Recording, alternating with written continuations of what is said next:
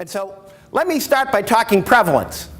And this study was done, I believe it was published in 1998.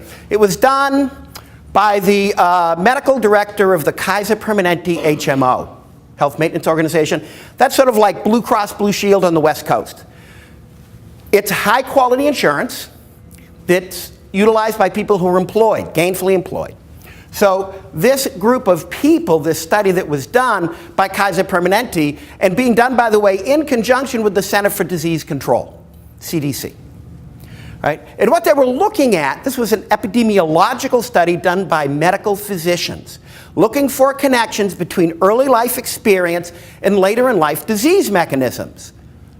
If we know that there are connections, can we intervene early in life and prevent the onset of disease later in life, and therefore provide quality medical care at lower cost?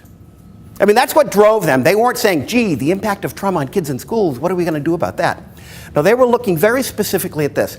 And what they did is they took the members of this HMO who agreed to participate. It was about 17,000 plus out of 22 or 23,000 who agreed to participate. So they had a very large sample to draw from.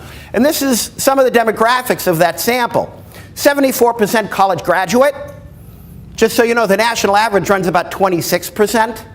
It tells you something about the socioeconomic status of this group, right?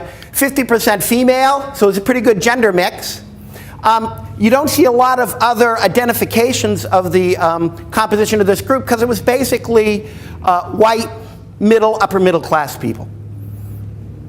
So it's got a little bit of a bias to it, but I think the numbers are very breathtaking. And this study's been replicated a number of times with a number of different cohorts, and these numbers don't get any better. Okay? And they only looked at a very limited number of adverse childhood experiences. What we would call traumatic experience, they call adverse childhood experience. And they looked at a limited number. Again, trying to get a sense of what do these connections look like.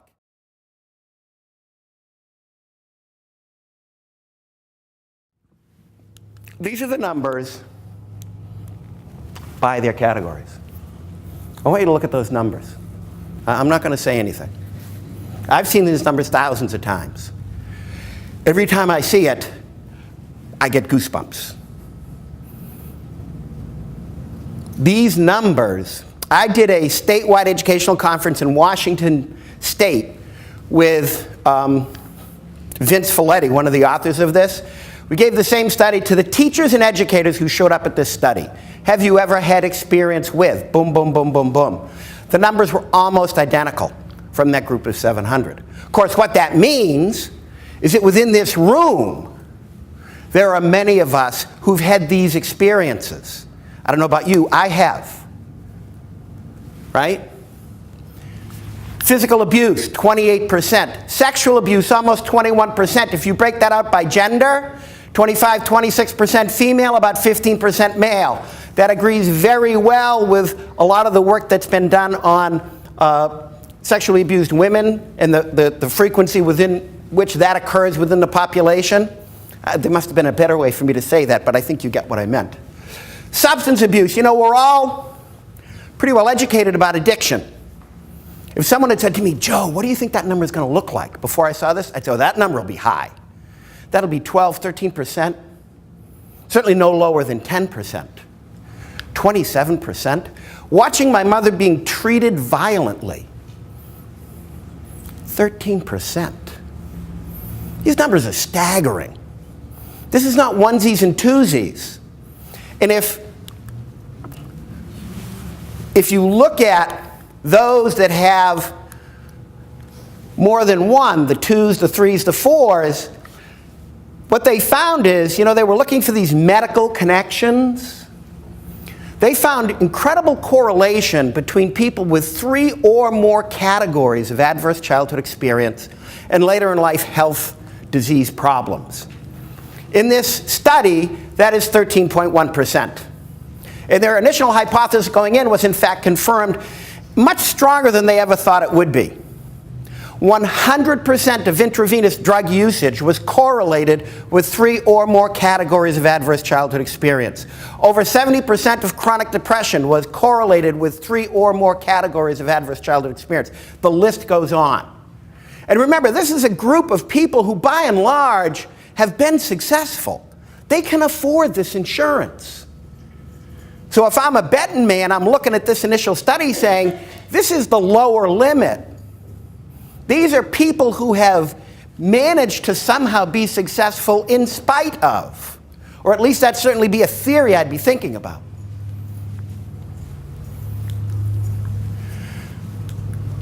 A little over half reported at least one category. 50%, at least one category. And I'm pausing because I want you to understand. If you're like me, before this study, you were viewing, I viewed traumatic experiences, my kids in school, my 12 out of 1,000, my 1%, 2%. Much greater than that. If we just use this 13% number, in a school of 1,000 children, that's 130 students at extreme risk for social, emotional, and cognitive impairments. But you got to think bigger than that because it doesn't cover all the bases. If you just add neglect, the number of individual children with 1 or more categories goes from 50.9 to almost 2/3.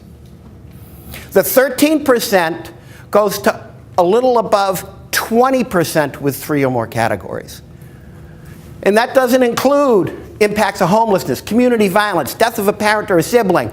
And every time I make the presentation, people say, well, what about things like chronic illness? Yeah, chronic illness of a caregiver. I guess, it could be, right? And so the point I'm trying to make here, and I think it's coming through, this is prevalent.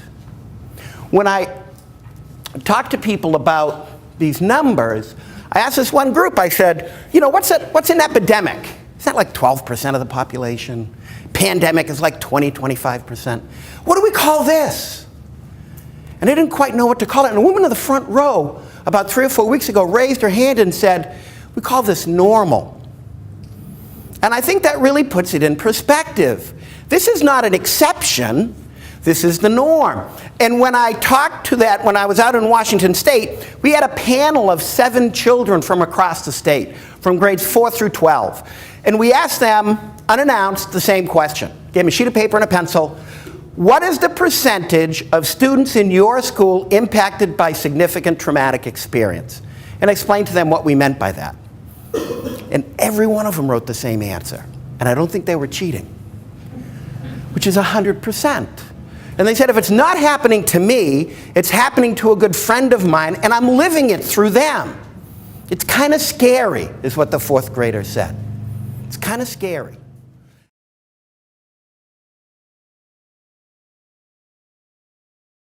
Well, if we've got these social, emotional, cognitive impairments, and then Folletti said, well, what we see in interviewing our patients is they adopt health risk behaviors.